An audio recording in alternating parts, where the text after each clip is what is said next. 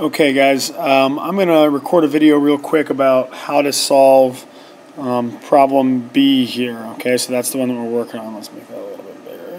Maybe not that size. Alright, so first off it wants me to calculate the speed. Now the first thing we need to remember here is that slope equals speed. So all I need to do is calculate the slope. Oh, is this thing going to be a total pain in my butt for the slope? No pretty points. There is. It just didn't show up very good. Okay, so what you guys should see, and hopefully it shows up on your paper better, is that on my graph, let's zoom in on it a little bit here. Sorry if that resolution's not very good. On my graph, I actually have a pretty point right here. Okay, I also have a pretty point here. So for rise over run, I'm going to go here and here.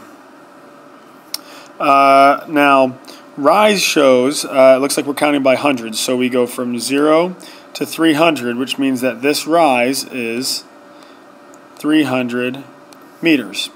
Now this run, we go from 0 to 10, so it is 10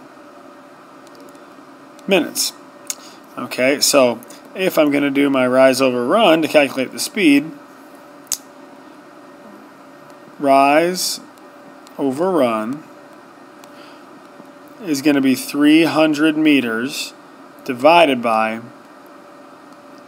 10 minutes, which when I do that, that's going to give me 30 meters per minute. Remember, I have to include both parts of that unit there, meters per minute. Okay, now this next part asks for speed in meters per second, so I'm going to have to convert 30 meters per minute into meters per second. So first off, let's identify. I've already got meters. Meters is done. So really what I'm doing is I'm going to convert seconds into minutes. And my conversion factor for that is going to be that in 1 minute there are 60 seconds. Okay, so I'm going to take my 30 meters per minute, and I'll set it up in my train tracks. 30 meters, and remember that minutes has to go on the bottom because it's on the bottom of this fraction up here.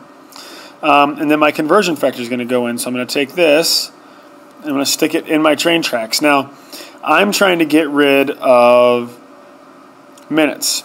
So in order to make minutes cancel out, I have to put it on top because the other set of minutes is down here on the bottom. So now I've got minutes on bottom and minutes on top, and they'll cancel each other out in the end.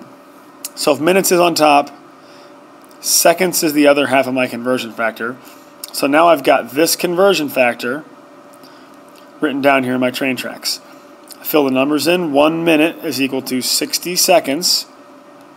And so now all I'm going to do, well, first off, let's cancel minutes. That's gone. So I'm going to do 30 times 1, which is just 30, and then divided by 60, and 30 divided by 60 is going to be 0.5. So my answer here is 0.5, and it's meters per second. So meters per second. And that is my final answer for that section. Okay, now it wants to know position when time equals 10 minutes. So let's go over here. Okay, oh, this is pretty easy. When time is 10 minutes, I just go up to the line, and I go over to the left, and I see that my position is 300 meters.